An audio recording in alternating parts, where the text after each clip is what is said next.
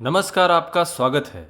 दोस्तों, गरुड़ पुराण में भगवान श्री कृष्ण ने गरुड़ जी को उपदेश देते समय भोजन के विषय में महत्वपूर्ण बातें बताई थी। भोजन करते समय किस प्रकार का भोजन मनुष्य के लिए हानिकारक होता है और किस प्रकार का भोजन करने से मनुष्य का स्वास्थ्य ठीक रहता है और उसके जीवन में सुख समृद्धि आती है।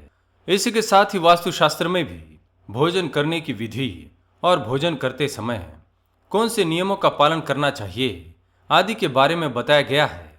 भगवान श्री कृष्ण कहते हैं कि मनुष्य को भोजन करते समय दिशा का ध्यान अवश्य रखना चाहिए। भोजन करते समय उसका मुख उचित दिशा में होता है, तभी उसके द्वारा किया गया भोजन श्रेष्ठ फल प्रदान करता है। अथवा अनुचित दिशा में मुख करके भोजन करने से इसका नकारात्मक प्रभाव मनुष्य के जीवन पर पड़ता है। भोजन शुरू करने से पहले मनुष्य को मंत्र अवश्य बोलना चाहिए, जिसके बारे में भगवान श्री कृष्ण ने बताया है, तथा भोजन हो जाने के बाद मनुष्य को क्या करना चाहिए। ऐसी कई प्रकार की महत्वपूर्ण बातों के बारे में हमारे शास्त्रों में बताया गया है। आज की इस वीडियो में हम आपको इन्हीं महत्वपूर्ण बातों के बारे में बताने जा रहे हैं, जो आपको भोजन करते समय अवश्य ध्यान में रखनी चाहिए। अगर भोजन करते समय परिवार के सभी सदस्य सही दिशा का ध्यान रखते हैं तो घर से क्लेश, दुख, दरिद्रता और सभी प्रकार के रोग नष्ट होते हैं तथा मां लक्ष्मी की कृपा उस परिवार को प्राप्त होती है। इसी के साथ ही मां अन्नपूर्णा भी घर परिवार पर प्रसन्न होती है, जिससे घर में अन्न धान्य की कभी कमी नहीं होती है। तो चलिए जान लेते हैं भोजन करते समय मनुष्य को कौन से नियमों का पालन करना चाहिए। सबसे पहली बात, विष्णु पुराण के अनुसार भोजन शुरू करने से पहले मनुष्य को अपने पंचांगों को स्वच्छ करना चाहिए।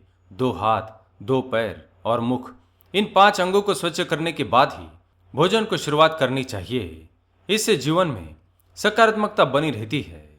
भोजन शुरू करने से पहले थोड़ा सा अन्न जमीन पर रखना चाहिए, ताकि सभी देवता, मनुष्य, पशु पक्षी, सर्प, दैत्य, प्रेत, पिशाच, पितृगण तथा अन्य कीटक जो कर्म बंधन से बंधे हुए हैं, वे क्षुधातुर होकर आपके अन्न की इच्छा करते हैं। अतः उन सभी के लिए आप अन्न का दान करके उन पर कृपा करें। इससे समस्त पितृगण, देवी देवता और भगवान आपसे प्रसन्न हो जाते हैं और आपके द्वारा प्राप्त अन्न से सभी जीव जंतु तृप्त होकर लौटते हैं और आपको आशीर्वाद प्रदान करते हैं। इस प्रकार से भूमि पर अन्न का दान करके श्रद्धापूर्वक समस्त जीवों के कल्याण के लिए भगवान से प्रार्थना करनी चाहिए और उसके पश्चात ही भोजन को शुरुआत करनी चाहिए। दूसरी बात, यदि भोजन करते समय कोई अतिथि अथवा याचक आपके द्वार पर आता है तो उसका स्वागत करना चाहिए और उसे आसन देकर प्रणाम करें। उसके बाद उसे भोजन कराकर ही स्वयं भोजन करना चाहिए। अपने द्वार पर आए हुए किसी भी अतिथि अथवा याचक का कभी अपमान नहीं करना चाहिए, क्योंकि जिसके घर से याचक निराश होकर लौटता है तो उसे अपने पाप देकर उसके पुण्य लेकर चला जाता है। तीसरी बात, विष्णु पुराण में कहा गया है कि किसी भी मनुष्य को पिता के घर में रहने वाली विवाहित कन्या, दुखिया, गर्भ धारण की हुई स्त्री तथा घर के बड़े बुजुर्गों को भोजन कराने के बाद ही स्वयं भोजन करना चाहिए। इन सभी को भोजन कराए बिना जो मनुष्य स्वयं भोजन करता है उसका भोजन पाप युक्त बन जाता है। ऐसा व्यक्ति नरक में ही जाता है। चौथी बात, भगवान श्री कृष्ण कहते हैं जो मनुष्य बिना स्नान किए भोजन करता है उसका भोजन मल भक्षण के समान हो जाता है। जो व्यक्ति छोटे बालकों का तथा वृद्धों के हिस्से का भोजन लालच में आकर ग्रहण कर लेता है उसका भोजन विष्ठा के समान हो जाता है। और जो व्यक्ति बिना दूसरों को दिए हुए दूसरों के सामने बड़े ही चाव से भोजन करता है उसका भोजन विष के समान हो जाता है। ऐसे व्यक्ति की आयु कम हो जाती है और वह तुरंत ही मृत्यु को प्राप्त हो जाता है। पांचवी बात, मनुष्य को कभी भी दुराचारी और पापी व्यक्ति के द्वारा दिया गया भोजन कभी ग्रहण नहीं करना चाहिए, अथवा दूसरों के द्वारा घृणा से अथवा अपमानित करके आपको दिया हुआ भोजन कभी ग्रहण ना करे। ऐसा भोजन आपको दुर्गति की ओर ले जाता है और दरिद्रता का सामना करना पड़ता है। मनुष्य को चाहिए कि परोसे हुए भोजन का अग्रभाग अग्नि देवता को प्रदान करे और उसके बाद ही भोजन करे। भोजन को सदैव ही एकाग्र चित्त होकर और जमीन पर बैठकर ही करना चाहिए।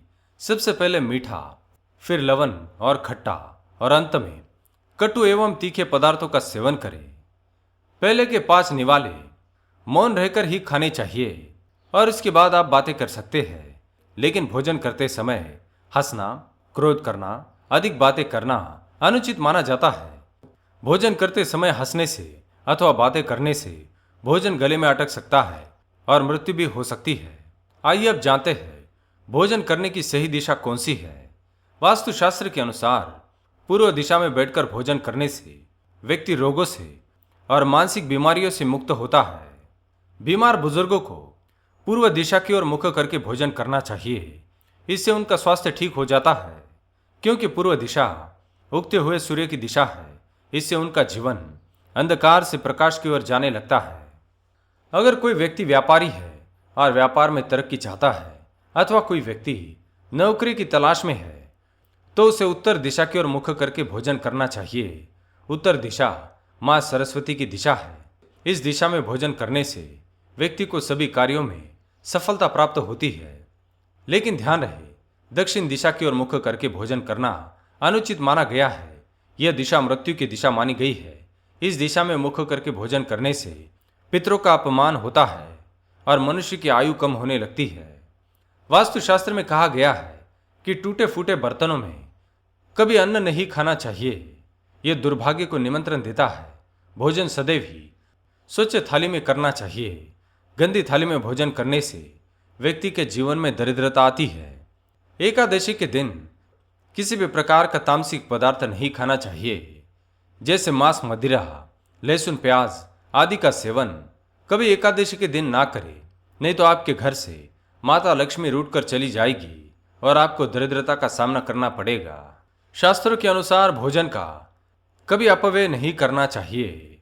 जो लोग भोजन का नाश करते हैं उनसे माता अन्नपूर्णा रुष्ट हो जाती है और आगे चलकर उस व्यक्ति को अन्न के एक एक कण के लिए तरसना पड़ता है।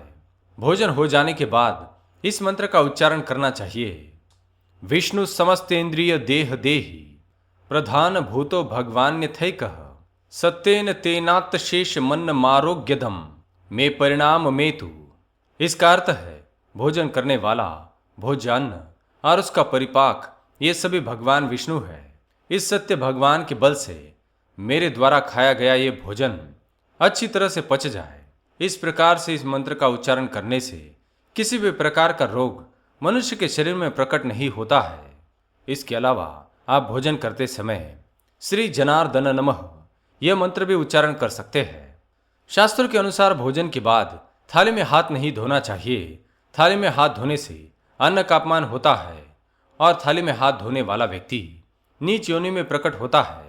और अंतिम सबसे महत्वपूर्ण बात ध्यान में रखें कि बिस्तर पर बैठकर कभी भोजन ना करें। बिस्तर पर बैठकर भोजन करने से व्यक्ति की आयु कम होती है और उसके शरीर में रोग प्रकट होते हैं। और खासकर महिलाओं को दहलीज पर बैठकर कभी भोजन नहीं करना चाहिए। दहलीज पर बैठकर भोजन करने से उस घर में कभी लक्ष्मी प्रवेश नहीं करती है। तो दोस्तों, इस प्रकार से हमारे शास्त्रों में भोजन के संबंध में नियम बताए गए हैं। उम्मीद है ये जानकारी आपको अच्छी लगी होगी। वीडियो को लाइक जरूर करें। कमेंट में जय श्री कृष्ण और जय मां लक्ष्मी अवश्य लिखें। साथ ही चैनल को सब्सक्राइब करना न भूलें। आप सभी का धन्यवाद।